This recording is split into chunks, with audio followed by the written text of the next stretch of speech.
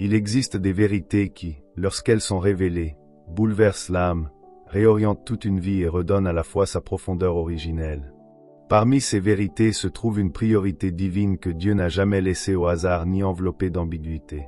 Chercher le royaume de Dieu n'est pas une suggestion, ni une option réservée à quelques initiés. C'est l'axe central du message de Christ, la clé de l'intelligence spirituelle et le fondement d'une vie alignée avec le ciel.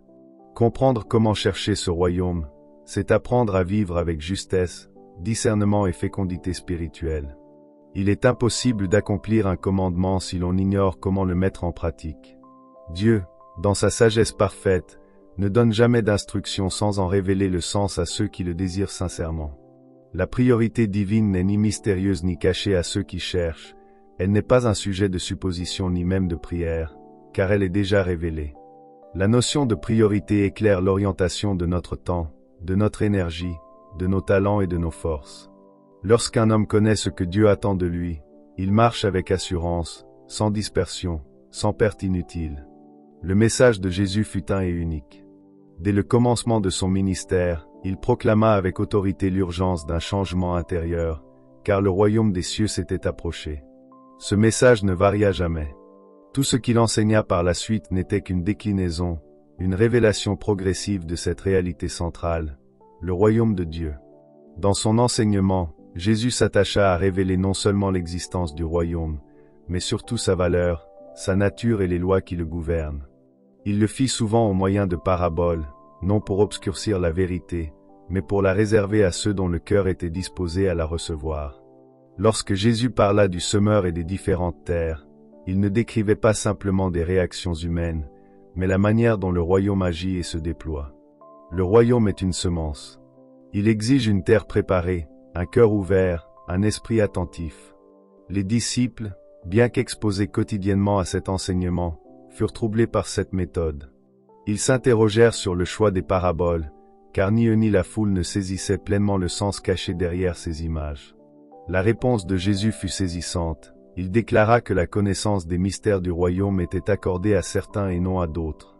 Non par favoritisme, mais en fonction de la disposition intérieure. À celui qui possède déjà une parcelle de révélation, il sera donné davantage, jusqu'à l'abondance. Cela signifie que le royaume n'est pas une révélation instantanée, mais un dévoilement progressif.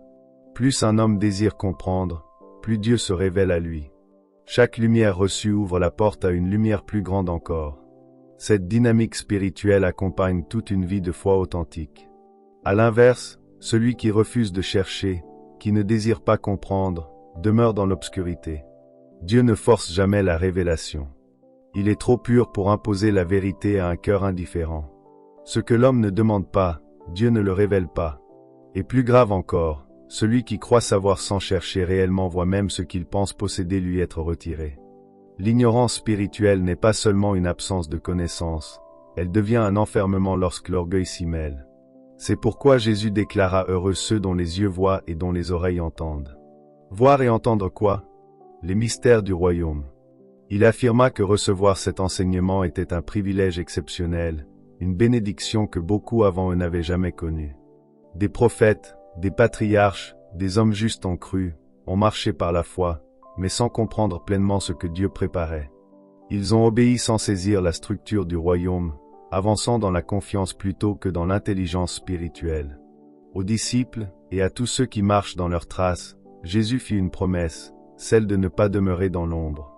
À eux, il fut donné de connaître, de comprendre, de pénétrer les secrets du royaume. Ils ne seraient pas simplement croyants, mais éclairés. Ils ne marcheraient pas à l'aveugle, mais avec discernement. Le royaume ne leur serait pas seulement annoncé, il leur serait expliqué.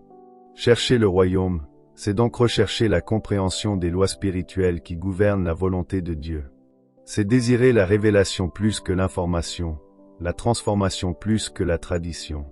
Celui qui s'engage sur ce chemin découvre que le royaume n'est pas une notion abstraite, mais une réalité vivante qui s'ouvre, s'approfondit et se déploie à mesure que le cœur s'humilie et s'attache à la vérité. À celui qui cherche, il sera donné. À celui qui frappe, il sera ouvert. Et à celui qui aime le royaume, Le royaume se révélera dans toute sa gloire. Il est des instants dans l'histoire spirituelle de l'humanité où le ciel s'ouvre avec une intensité particulière, où des vérités longtemps désirées deviennent enfin audibles, visibles, accessibles à ceux dont le cœur est disposé. Ce que vous entendez aujourd'hui n'est ni ordinaire ni banal. C'est un privilège redoutable et glorieux à la fois. Car beaucoup, avant vous, ont soupiré après cette lumière sans jamais la voir, ont tendu l'oreille vers cette révélation sans jamais l'entendre. Vous vivez dans un temps de grâce où Dieu dévoile les profondeurs de son royaume à ceux qui osent chercher, comprendre et recevoir. Cette révélation n'est jamais sans opposition.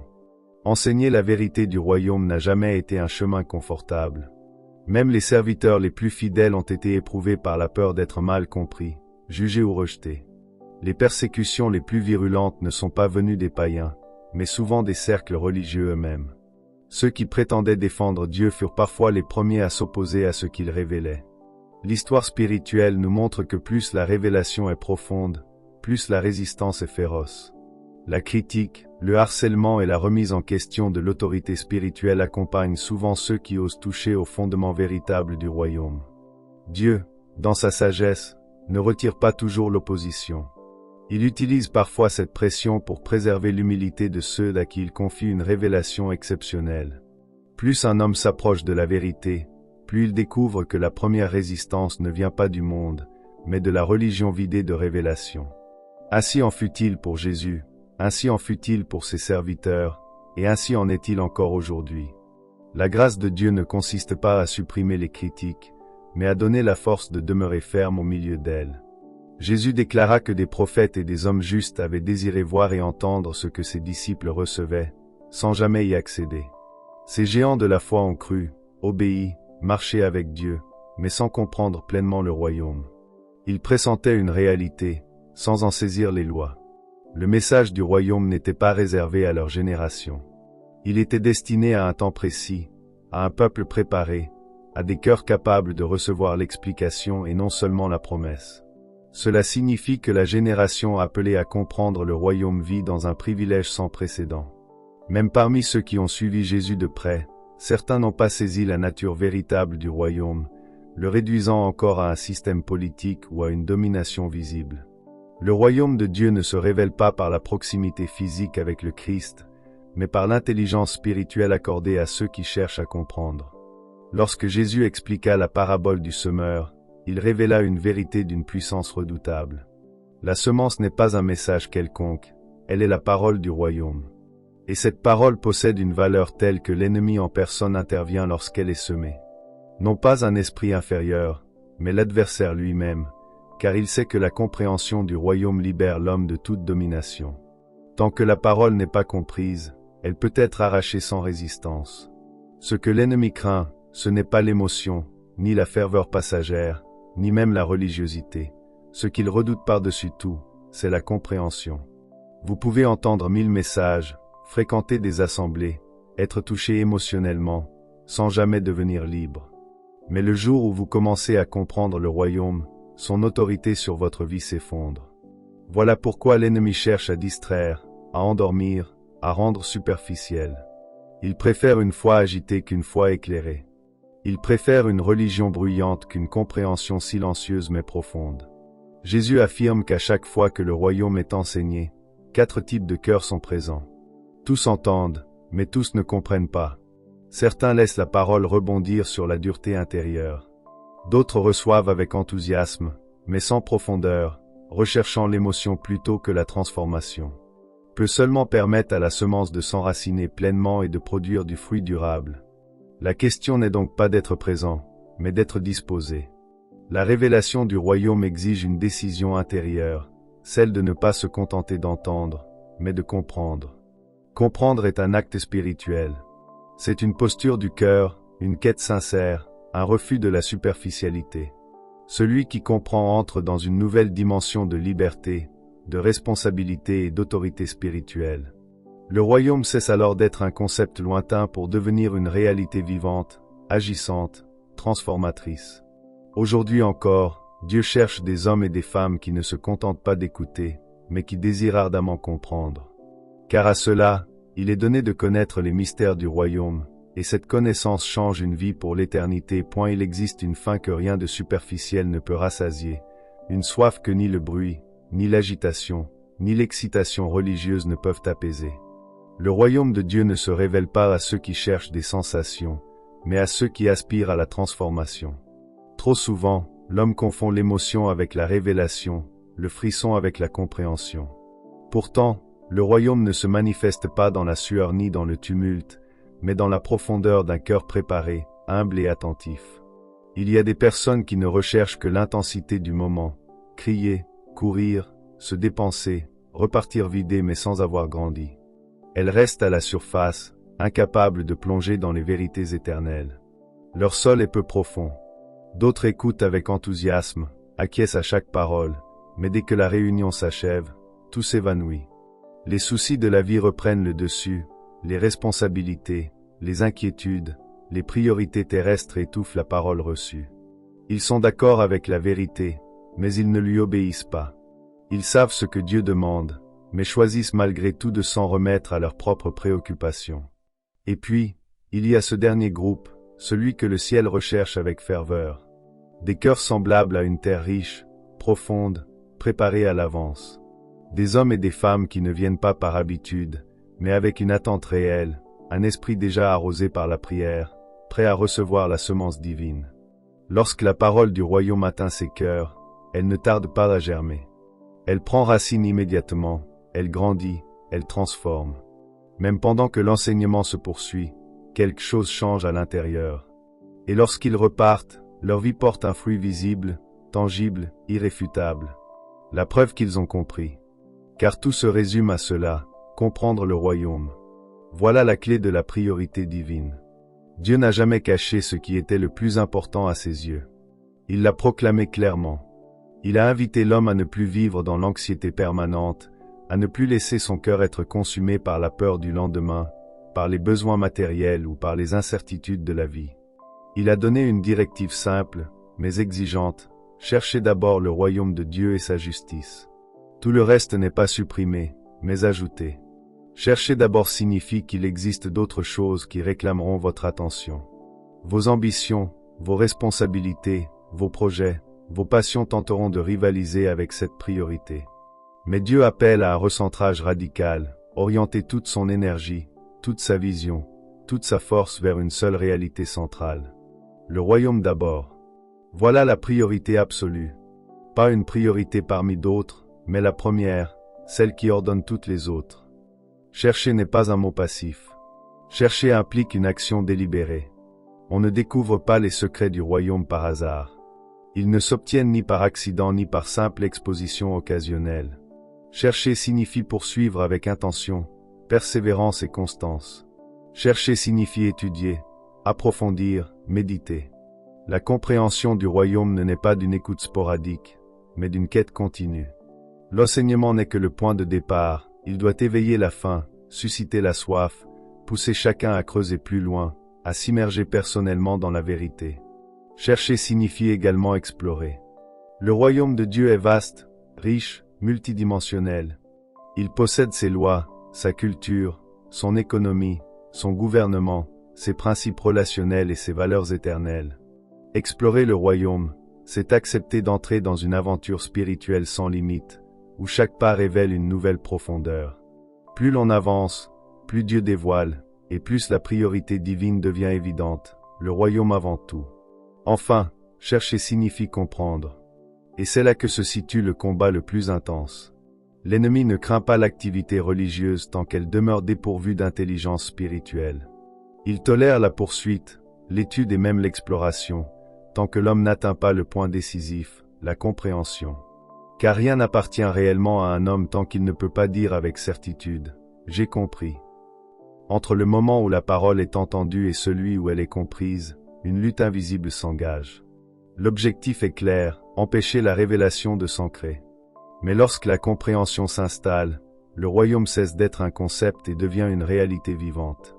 À cet instant, les chaînes tombent, la confusion se dissipe et la vie change de direction. Voilà pourquoi le royaume doit être cherché avec sérieux, persévérance et humilité. Car comprendre le royaume, c'est entrer dans la priorité de Dieu, et vivre enfin selon l'ordre du ciel. Et elle arrive un moment décisif où l'homme ne peut plus se contenter d'entendre, il doit comprendre. Tant que la compréhension n'est pas établie, l'adversaire nourrit l'espoir secret que la révélation restera incomplète, stérile, sans impact réel. Voilà pourquoi comprendre n'est pas une option spirituelle, mais une nécessité vitale. La compréhension marque la frontière entre une foi passive et une vie transformée par le royaume. Chercher signifie également apprendre. Le royaume de Dieu possède des secrets, des lois et des principes qui ne se dévoilent qu'à ceux qui acceptent de devenir des apprenants permanents. Apprendre exige du temps, de la patience et une humilité sincère. Rien de précieux ne s'acquiert dans la précipitation. Les vérités du royaume doivent mûrir, s'enraciner, être éprouvées dans la vie quotidienne, corrigées, affinées, jusqu'à devenir une conviction profonde et stable. Ce processus demande un engagement personnel et constant. Chercher signifie encore considérer, réfléchir, méditer. Le royaume ne se découvre pas par une connexion occasionnelle ou une fréquentation hebdomadaire. Il appelle à une consécration continue. Méditer, c'est laisser la vérité travailler l'âme, pénétrer la pensée, remodeler les priorités. C'est permettre à Dieu d'enseigner en profondeur, bien au-delà des mots entendus, jusqu'à ce que la révélation devienne une compréhension vécue. Chercher, c'est désirer savoir. Désirer véritablement connaître le royaume de Dieu, et non simplement en parler. Lorsque ce désir devient central, tout s'ordonne autour de lui. Poursuivre d'abord le royaume, étudier d'abord le royaume, explorer d'abord le royaume, comprendre d'abord le royaume, apprendre d'abord le royaume, considérer d'abord le royaume. Telle est la clé. Et lorsque cette priorité est établie, toutes les autres choses nécessaires à la vie trouvent naturellement leur place. Chercher signifie aussi nourrir une passion ardente. Une passion pour connaître la pensée de Dieu, sa justice, son gouvernement et ses voies. Cette passion donne une direction claire à l'existence et libère une énergie spirituelle nouvelle. Là où il y a passion, il y a persévérance. Là où il y a persévérance, il y a révélation. Et là où il y a révélation, il y a transformation. Dans sa profondeur originelle, chercher signifie également être diligent. Se consacrer avec sérieux, discipline et constance. Le royaume ne se révèle pas aux distraits ni aux indifférents. Il s'ouvre à ceux qui s'y consacrent avec soin, qui investissent leur temps, leur attention et leur cœur. Plus le désir de savoir grandit, plus la révélation s'élargit. Celui qui cherche avec diligence découvre que Dieu répond toujours à la fin sincère. Il faut comprendre une vérité fondamentale, l'adversaire connaît le royaume. Il en a été témoin. Et c'est précisément pour cette raison qu'il ne veut pas que l'homme le comprenne. Tout ce qu'il cherche à empêcher dans votre vie révèle ce qui est essentiel pour votre destinée. Là où la résistance est la plus forte, là se cache souvent la clé de votre percée. Lorsqu'il intervient personnellement pour décourager, distraire ou intimider, c'est le signe que la révélation est proche. Certaines luttes actuelles ne sont pas le signe d'un échec, mais la preuve d'un progrès. La pression n'est pas un recul, elle est un indicateur de proximité. Plus l'attaque s'intensifie, plus cela signifie que vous approchez d'un seuil spirituel décisif. Ne vous découragez pas. Celui qui persévère dans la recherche du royaume ne marche jamais dans l'obscurité indéfiniment. Lorsque la révélation du royaume s'installe dans une vie, elle apporte non seulement la compréhension, mais aussi la capacité de gérer la bénédiction. Les ressources cessent d'être une menace et deviennent un outil. Les bénédictions ne sont plus poursuivies avec anxiété, elles poursuivent celui qui vit selon l'ordre du royaume. La clarté remplace la confusion, la stabilité succède à l'incertitude, et la paix gouverne désormais les décisions. Souvenez-vous de ceci, chaque attaque est une tentative de vous faire abandonner trop tôt. Mais l'adversaire est un menteur par nature. Il ne peut pas dire la vérité. Ainsi, lorsqu'il affirme que vous ne pouvez pas aller plus loin, c'est précisément la preuve que vous le pouvez. Lorsqu'il annonce l'échec, la victoire est en gestation. Lorsqu'il proclame la fin, Dieu prépare un commencement. Ne croyez pas ses voix. Marchez par la révélation. Continuez à chercher. Continuez à comprendre. Continuez à avancer. Car celui qui cherche le royaume avec persévérance finit toujours par vivre sous son autorité, sa paix et sa puissance. Et il faut que cette vérité s'imprime profondément en vous. Chaque fois qu'une voix vous annonce l'impossible, elle révèle en réalité ce que Dieu est sur le point d'accomplir. Lorsque l'ennemi murmure que vous ne pourrez pas faire face à vos obligations, c'est le signe même que la provision est en chemin. Lorsqu'il affirme que certaines portes resteront fermées à jamais, il trahit le fait qu'elles sont déjà en train de s'ouvrir. Il ne peut pas dire la vérité. Sa nature même est le mensonge. Voilà pourquoi ces paroles doivent être interprétées à l'envers, comme des indices spirituels de ce que Dieu prépare. Parfois, cette opposition ne vient pas de l'extérieur, mais de voix proches, familières, aimées. Il arrive que l'ennemi utilise même des relations sincères pour semer le doute. C'est pour cette raison qu'il est indispensable de connaître la pensée de Dieu, afin de discerner ce qui relève du ciel et ce qui n'en relève pas. Jésus lui-même a repris un ami proche lorsque celui-ci parlait sans comprendre les desseins divins. Ce n'était pas un rejet de la relation, mais un refus catégorique de laisser une parole contraire détourner la mission. Connaître la vérité du royaume donne le courage de rester ferme, même face à ceux que l'on aime. Chercher le royaume signifie alors être totalement absorbé par lui. Non pas de manière religieuse ou rigide, mais comme une orientation constante de la pensée. Le royaume devient la référence intérieure pour chaque décision, chaque regard, chaque choix. Au travail, on se demande comment le royaume voit les choses.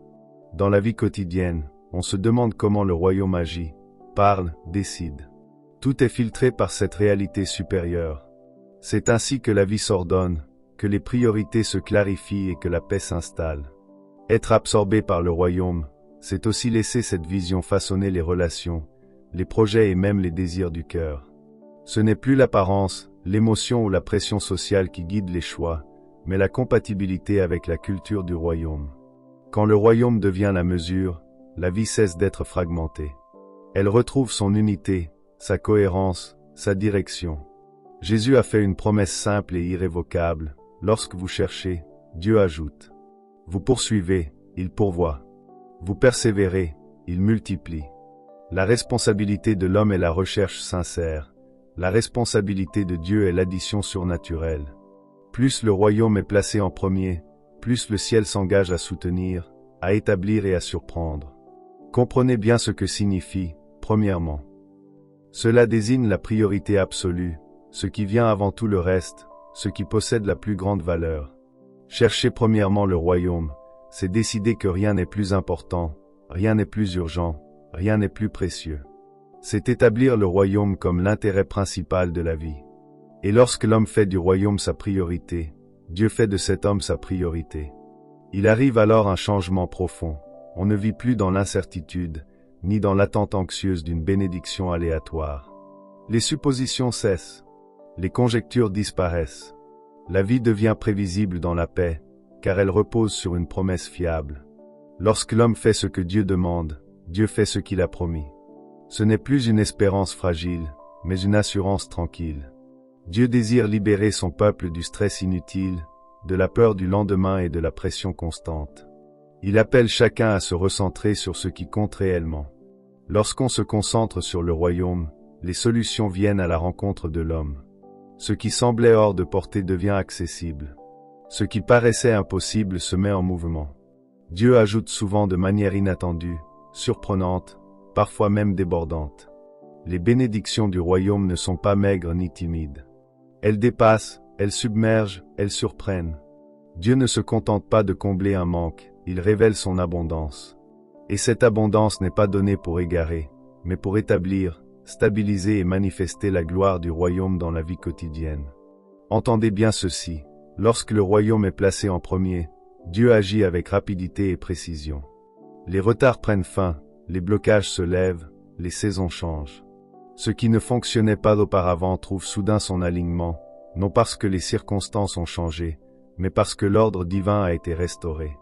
Cherchez, et Dieu ajoutera. Continuez à chercher, et il continuera à ajouter. Voilà la loi immuable du royaume. Celui qui comprend cela cesse de vivre dans la crainte et commence à marcher dans une confiance paisible. Le royaume en premier, et tout le reste à sa juste place. Il est un temps où Dieu déclare avec autorité que la saison de l'attente est révolue. Ce qui retenait l'addition divine n'était pas l'absence de promesses, mais l'ordre des priorités. Tant que le royaume n'était pas placé en premier, l'ajout était différé. Mais lorsque l'ordre est rétabli, Dieu agit avec une rapidité déconcertante. Il ajoute avec une telle abondance que l'homme en vient presque à être surpris par l'intensité de sa faveur. C'est une année d'addition, une saison où Dieu démontre que sa parole n'a jamais été symbolique, mais concrète et vivante. Dieu n'est pas limité par les cadres humains. Lorsqu'il promet d'ajouter, il parle avec une liberté souveraine. Il ne se limite ni aux besoins immédiats ni aux attentes restreintes. Il sait pourvoir dans tous les domaines de la vie.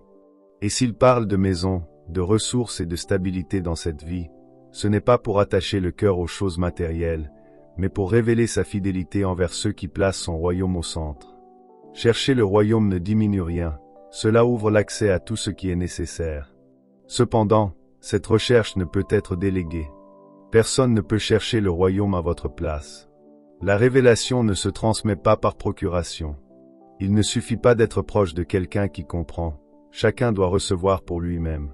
Tandis que certains avancent et récoltent le fruit de leur engagement, d'autres restent spectateurs, faute d'avoir personnellement embrassé la priorité divine.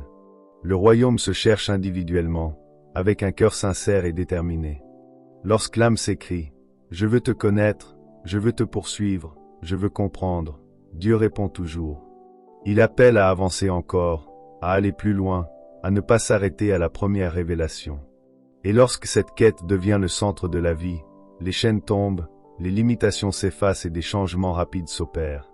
Là où l'ordre du royaume est établi, la liberté se manifeste. Il est extraordinaire de réaliser que cette génération a accès à une compréhension que même les grandes figures de la foi n'avaient pas pleinement reçue. Et pourtant, Dieu les a bénis puissamment. Si une telle bénédiction a accompagné une foi partielle, combien plus grande sera celle qui accompagne une compréhension éclairée. Cela n'est pas une invitation à l'orgueil, mais un appel à la responsabilité. À qui il est beaucoup donné, il sera beaucoup demandé. Le message est simple, mais absolu, le royaume en premier. Il n'existe aucun substitut à cette priorité. Rien ne peut la remplacer sans en altérer la puissance. Chercher le royaume demande un engagement réel, une persévérance constante, parfois des sacrifices, mais ce chemin porte une récompense inestimable. Ce que le royaume exige, il le rend au centuple en paix, en clarté et en autorité spirituelle. Lorsque la vie est alignée sur le royaume, même les vallées les plus sombres perdent leur pouvoir de terreur. La présence de Dieu devient une certitude intérieure, une force tranquille qui soutient dans l'épreuve. Les défis ne provoquent plus la peur, mais éveillent la confiance. L'âme se tient droite, le regard ferme, consciente de sa position. Celui qui vit selon l'ordre du royaume ne fuit pas les combats. Il se tient debout, enraciné dans la vérité, regardant l'adversaire sans crainte, sachant que la victoire ne dépend pas des circonstances, mais de l'autorité reçue. Car celui qui cherche le royaume en premier découvre une vérité inébranlable. Quoi qu'il arrive, il demeure plus que vainqueur.